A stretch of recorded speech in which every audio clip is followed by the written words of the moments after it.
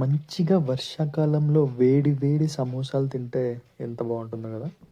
So ఈరోజు recipe చిట్టి సమోసాలు. దీనికి కావాల్సిన ఇంగ్రీడియంట్స్ వచ్చేసి ఒక పిడికెడు గ్రీన్ పీస్, వాటితో పాటు ఒక చిన్న సైజ్ క్యారెట్ని తురుముకొని పెట్టుకోవాలి. తర్వాత ఒక కుక్కర్ని పొయ్యి మీద పెట్టి వెలిగించుకోవాలి. దాంట్లో ఒక గ్లాస్ నీళ్లు పోసుకొని చాప్ చేసుకున్న 2 ఆలుగడ్డలు ఆ నీళ్ళల్లో వేసుకొని ఉడికించుకోవాలి. ఆ ఆలుతో పాటు ఆ గ్రీన్ పీస్ కూడా తీసుకొని కొన్ని నీళ్ళల్లో వేసుకొని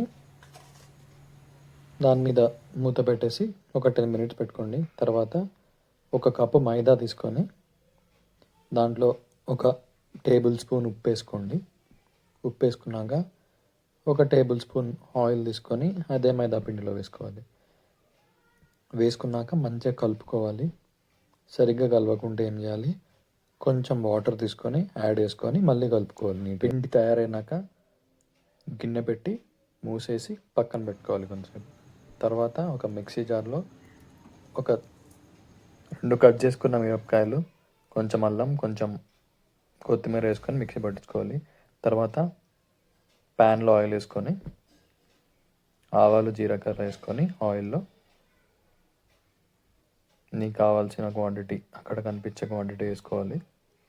వేసుకొని కొంచెంసేపు ఆయిల్లో వేడి వేసుకోవాలి. చిట్పట్ అని సౌండ్ వచ్చేంతవరకు. తర్వాత ఒక ఆనియన్ని చాప్ చేసుకొని పక్కన పెట్టుకొని ఇంతకుముందు చాప్ చేసుకున్న క్యారెట్ని ఈ 2 తురిమిన దాన్ని తీసుకొని ఆయిల్లో పడేయాలి. పడేసినాక మనం ఇంతకుముందు బాయిల్ చేసుకున్న గ్రీన్ పీస్ని తీసుకొని వేసేయాలి. ఇందాక మిక్సీ పట్టించిన దాన్ని కూడా దీంట్లో వేసేసుకొని మంచిగా కలుపుకోండి. కలుపుకున్నారా? ఇప్పుడు కొంచెం ఉప్పు వేసుకోండి.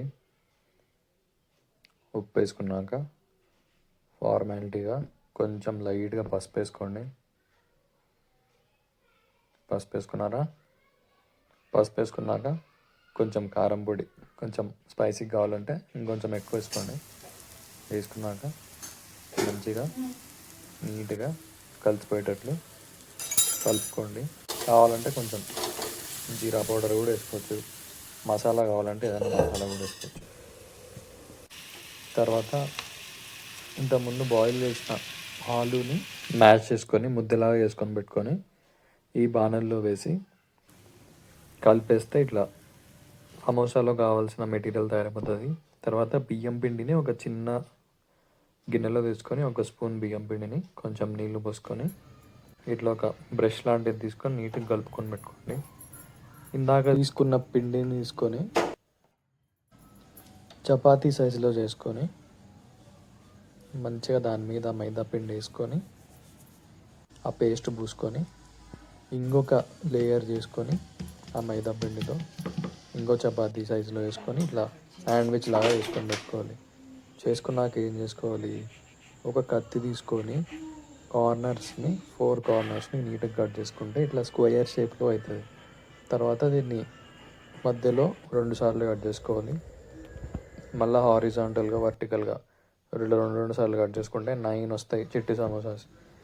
ఇందాక రెడీ అయిన ఆలుని కొంచెం కొంచెం వేసుకొని దాని మీద కొంచెం లైట్గా మీ దగ్గర పన్నీర్ ఉంటే వేసుకోవచ్చు, లేకపోతే వేసుకోకుండా ఏం కాదు. ఆ బియ్యం పిండిని కార్నర్స్లో పూసుకొని ఇలా సమోసా షేప్లో చేసుకోవాలి. చేత్తో చేసుకొని బాణంలో నూనె వేసుకొని ఆ నూనెలో వేసుకోవాలి మనం చేసుకున్న సమోసాస్ రెడీ.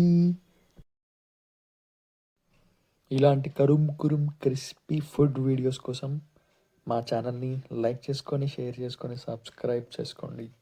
బాయ్.